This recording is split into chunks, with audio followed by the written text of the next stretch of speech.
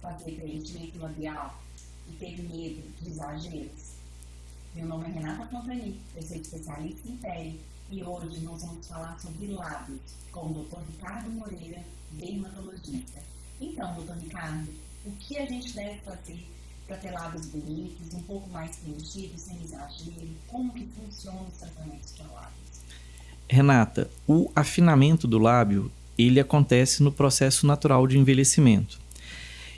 Então, as pessoas, à medida que vão ficando mais velhos, existe uma tendência do vermelhão do lábio, dessa parte mais carnudinha que aparece para as pessoas, dele diminuir de tamanho e de ter até uma certa inversão do lábio para dentro. Então, as pessoas vão tendo uma perda da definição e um aspecto mais murchinho do lábio, né? Além disso, é claro que tem pessoas que desde muito jovens já têm um lábio um pouco mais fino e às vezes têm o desejo de ter um lábio um pouco mais carnudo, um pouco mais, mais bonito às vezes, né? Exatamente, o seu já era fininho desde sempre, né? Então, existem várias técnicas e vários procedimentos que podem ser feitos dependendo de qual que é o objetivo que a gente quer. Essas técnicas e esses procedimentos, eles dependem um pouco do tipo de produto que a gente vai usar, depende do volume que a gente vai usar e depende também da técnica de aplicação. Em relação aos produtos que podem ser utilizados, o que a gente mais utiliza para preenchimento labial são os produtos à base de ácido hialurônico. Mas se é uma pessoa que já tem um lábio, que o volume dele é bom, que o tamanho é bom, mas a pessoa fala, olha, o meu lábio ele tem pouco brilho, ele não é um lábio que é tão bonito, não é um lábio tão hidratado, mas eu gostaria de ter um lábio mais hidratado, um lábio que fosse mais bonito visualmente, mas eu não queria um grande volume. A gente pode fazer uso dos produtos que são do formato Skin Buster, que são produtos que são feitos à base de ácido hialurônico, mas é um ácido hialurônico extremamente fluido, que não volumiza tanto, mas ele faz uma hidratação muito efetiva de dentro para fora na pele, do lábio, né? Na mucosa. É um tratamento que a gente fala que dá um efeito gloss, né, no lábio. Essas pessoas que têm o lábio que descama muito, se sente incomodada com o ressecamento do lábio, esse tipo de tratamento é interessante? É interessante, porque ele faz essa hidratação e acaba diminuindo um pouco essa descamação, diminui um pouco esse ressecamento labial. Então ele faz uma hidratação sem dar um volume tão grande, tá? Assim, ele dá um volume mínimo, na verdade, geralmente os produtos que são nesse formato de Skin Buster. Se tiver um pouco de medo de fazer o preenchimento labial, ela pode começar pelo Skin Buster, né? Sim. Que vai dar um pouquinho de preenchimento. Eu, inclusive, comecei com Skin Buster e hoje Sim, já fiz várias vezes. Normal, nos leigos. Isso. O Skin Buster ele tem essa vantagem de dar pouco volume. Então, se a pessoa quer ver como que vai ficar, ou ter uma ideia do tanto que incha no pós-procedimento, se vai acostumar, é uma boa opção, sim. Uma outra coisa que existe é que assim, os produtos que a gente tem disponível para preenchimento propriamente dito à base de ácido hialurônico, eles mudaram muito nos últimos anos, né? Já tem um tempo que isso mudou.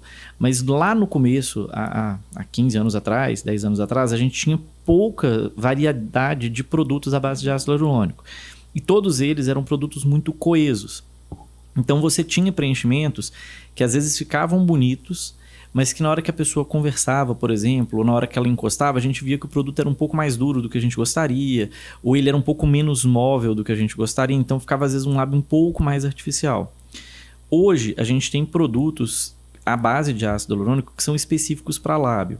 A principal diferença desses produtos, dos produtos à base de ácido hialurônico normais, dos outros, digamos assim, é exatamente essa capacidade de maleabilidade. Eles são ácidos hialurônicos que são mais macios. Então, eles até às vezes volumizam um pouquinho menos, mas eles têm essa capacidade de serem mais maleáveis. Então, eles simulam mais o lábio. Então, dão resultados muito mais naturais.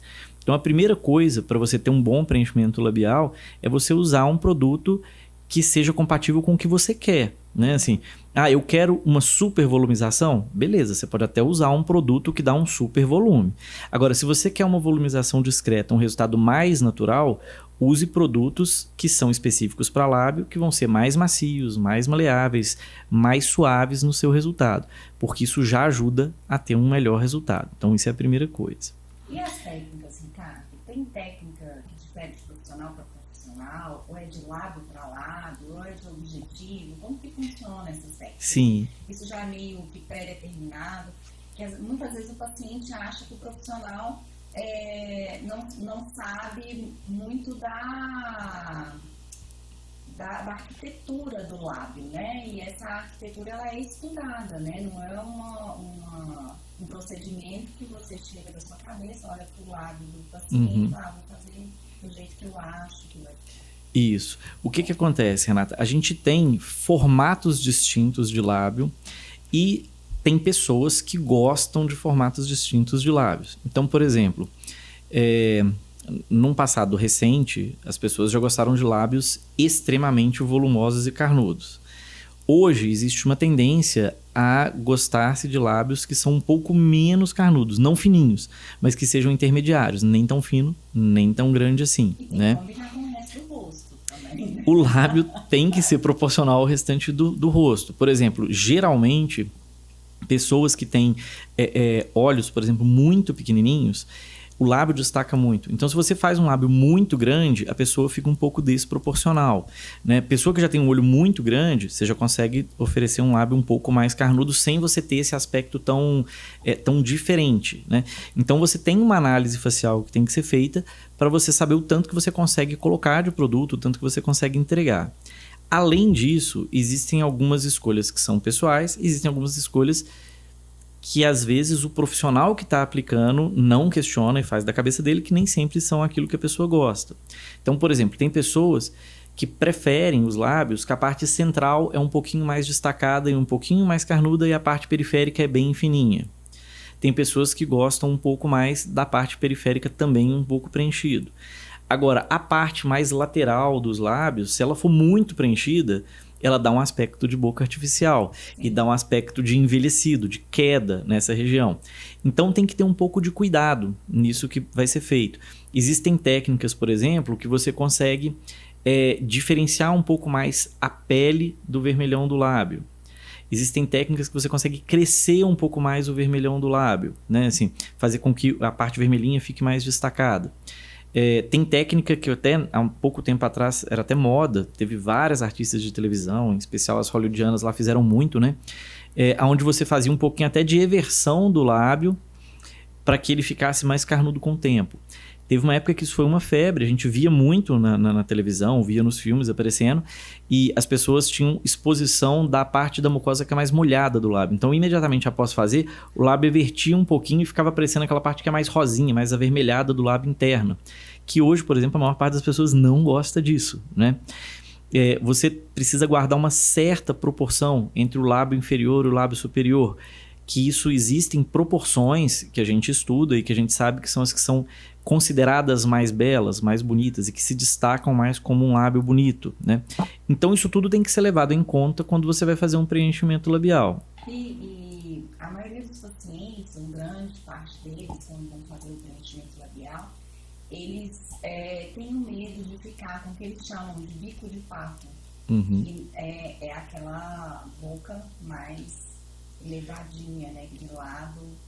Por que né, há mais tempo atrás isso era muito comum. Muito comum. Uma das técnicas que mais foi usada no passado para fazer preenchimento labial, ela fazia com que se destacasse um pouco mais, que o lábio ficasse um pouco mais projetado, o lábio superior. Então tem muitos profissionais que ainda usam muito essa técnica para fazer o preenchimento, e é uma técnica que faz um pouco isso, que dá aquela boca um pouco mais projetada, em especial a parte de cima do lábio, e dá esse aspecto de bico de pato, que hoje a maioria das pessoas não gosta, né? Assim, com exceção daquelas pessoas que têm um lábio muito retraído, que quando você faz isso, você acaba valorizando e chegando mais perto daquilo que seria o mais comum da gente ver. Então, tudo isso acaba tendo que ser levado em conta, né? O que você precisa mais? O que aquela paciente precisa mais? Ela precisa mais da projeção do lábio? Ela precisa mais de crescer o tamanho do vermelhão do lábio? Ela precisa destacar um pouco mais a parte central? Ela precisa ter uma parte periférica menos fininha ou mais fininha, proporcional ao que está no meio? Então isso tem que ser feito uma análise de acordo com aquilo que é a expectativa da pessoa, mas também de acordo com aquilo que a gente vê mais hoje, sendo considerado como mais belo. sabe que vai ficar bom ou ruim. Exatamente. Né? O cliente chegar e falar, eu quero que faça assim, mas não ter a consultoria mesmo de um profissional que entende. Isso é muito frequente. É muito comum, por exemplo, chegar um paciente para mim e falar assim, eu queria que fizesse bem pouquinho e que fizesse desse jeito assim, assim, assim, assim. E aí, às vezes, eu falo com a pessoa, olha, se fizer exatamente o que você está falando, vai ficar projetado para frente, vai dar o bico de pato. Porque a técnica que as pessoas mais citam como, eu queria que pusesse pouco, fizesse só isso, é o que mais dá o bico de pato. Então, assim, o só isso é o que mais dá errado. É melhor você fazer diferente para você não ter esse aspecto de projeção tão exagerado. E, Ricardo, quando o lábio ele tá um pouquinho caído na lateral, ou tá com aquele aspecto, além de fino, mas aquele aspecto triste, tem alguma coisa que pode ser feito para ficar com um aspecto melhor, com a aparência melhor, quando você olha para a pessoa não estiver com aquela aparência de cansado, né? Existe alguma coisa que você possa fazer para reestruturar esse lábio? Sim, Renata. O que acontece? Quando você pensa no lábio, você vai ter que pensar em toda a região do lábio e a região perioral, né? É claro que um lábio bonito, ele já ajuda no restante. Mas se a pessoa... Ele rejuvenesce. Às vezes a gente faz procedimentos no rosto todo e às vezes o lábio é a cereja do bolo, né? Mesmo que não seja um super lábio, mas ele te dá aquela jovialidade no rosto, né? Exatamente. E aí o que acontece? Se você tem, por exemplo, uma região perioral que é muito envelhecida, você às vezes vai ter que fazer um pouco de tratamento de código de barra, você vai ter que às vezes fazer um tratamento para o bigode chinês ou para aquelas linhas de marionete, para que você tenha um resultado global melhor, né? Coisas que são muito frequentes, assim, situações que são muito frequentes associadas a lábio, né? O código de barra é uma coisa muito frequente. Às vezes você vê a pessoa tendo um afinamento do lábio e junto a isso ela tendo um destacar do código de barra. Muitas... Vai perdendo um contorninho também. Né? Exatamente, perde o contorno. Muitas vezes, só de você fazer um preenchimento labial, você já ajuda a firmar um pouco mais a parte de pele propriamente dita do lábio superior e diminui o código de barra, aquelas linhas verticais que aparecem nessa região. Então, às vezes, o próprio preenchimento já te auxilia no tratamento do código de barras. Às vezes, você tem pacientes que têm o cantinho da boca muito caído, aquela boquinha meio triste na lateral. Essa boquinha meio triste, você pode fazer toxina botulínica, existe um ponto que você pode fazer nessa região que ele paralisa um pouco, ele diminui a força aí do depressor do ângulo oral, que fica ótimo. Não usam? Fica excelente mesmo, assim, você faz com que o paciente pare de puxar para baixo e fique com o lábio de uma posição mais neutra, o que ajuda a dar uma jovialidade. Então, é um ponto de toxina que eu faço em praticamente todos os pacientes, quase todos, porque eu acho que melhora muito esse aspecto do lábio. E outra coisa que você pode fazer é não só o preenchimento no lábio, mas também nessa região próxima ao lábio, exatamente para dar sustentação no cantinho do lábio. Que é um preenchimento que não é exatamente no lábio, às vezes ele é na pele, né? Mas ele é nessa parte logo abaixo, para dar sustentação, para dar um equilíbrio aí para essa pontinha não ficar tão caída. E que faz com que fique um sorriso mais bonito. Outra coisa que é importante no preenchimento labial, Renata, é o volume que você faz. Porque, por exemplo, se você faz um volume muito grande, e com esse volume muito grande, por exemplo, você perde exposição de dente, você fica com um sorriso mais feio, porque aí fica um sorriso mais apagado. O sorriso tem que aparecer um pouquinho do dente, né? Assim, da mesma forma que quando aparece muito dente e às vezes uma parte muito grande da gengiva, às vezes as pessoas não gostam tanto, se você tem um sorriso muito congelado, um sorriso que tem muito pouca exposição dentária, ele acaba sendo considerado um sorriso pequeno, um sorriso que não é tão belo, que não é tão atraente. Realmente fica muito bonito, se a pessoa está em repouso, com um pouquinho do dente aparecendo, fica bonito, né? A gente começa a reparar nas outras pessoas, a gente entende um pouquinho disso e realmente faz uma diferença. Faz diferença. É uma posição neutra mais bonita, né? Assim, a gente percebe que é um lábio mais bonito e até mais jovial, como você falou, né? Em geral, quando você tem uma técnica adequada, você guarda uma proporção do lábio superior e inferior, você faz com que o contorno do lábio fique um pouco mais destacado. Às vezes você destaca um pouquinho o Vzinho de cima do lábio, o filtro, que é discreto, mas isso faz com que o lábio fique um lábio mais bonito, né? Assim, então existem vários pequenos pontos que você analisa e que você pode fazer de preenchimento para que você chegue a um resultado final mais harmônico e mais belo. Mais bonito, né? Isso. Agora, uma dúvida, que é uma pergunta recorrente dos pacientes, que principalmente mulher gosta muito de fazer a micropigmentação, e sempre a dúvida entre fazer a micropigmentação antes de fazer o preenchimento labial ou após, né, um tempo depois de fazer o preenchimento labial. O que é melhor? O que é mais adequado? Geralmente, Renato, o melhor é você fazer o preenchimento labial primeiro e depois você faz a micropigmentação. Porque aí você já pôs o lábio num certo volume que você vai só definir melhor, aí você tem um ponto de referência mais bem definido. Exatamente. Então é melhor fazer o preenchimento labial antes da micropigmentação. E uma outra pergunta, também recorrente, sobre a herpes labial. Uhum. Quando o paciente tem herpes labial, ele pode fazer, ele não pode fazer? Como que é isso?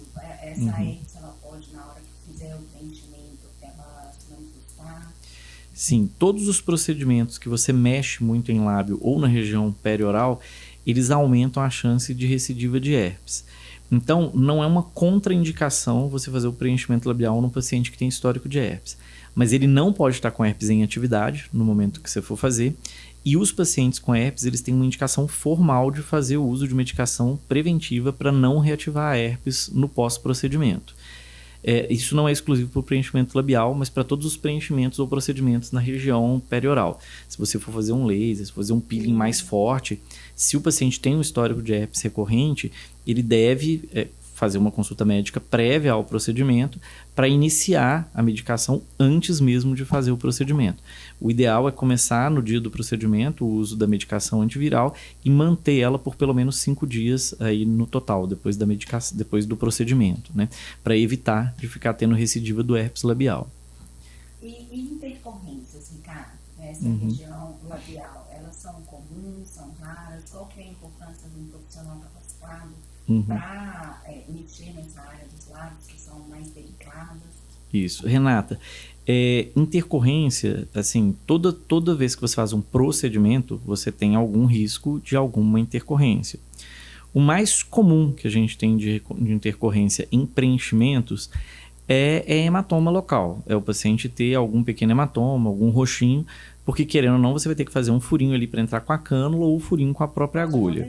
Na maioria das vezes, não é autolimitado. Na maioria das vezes, a maioria desses procedimentos, quando pega veia, não é artéria, então geralmente é um sangramento pequeno que passa rapidinho. Geralmente com 4, 7 dias já desapareceu.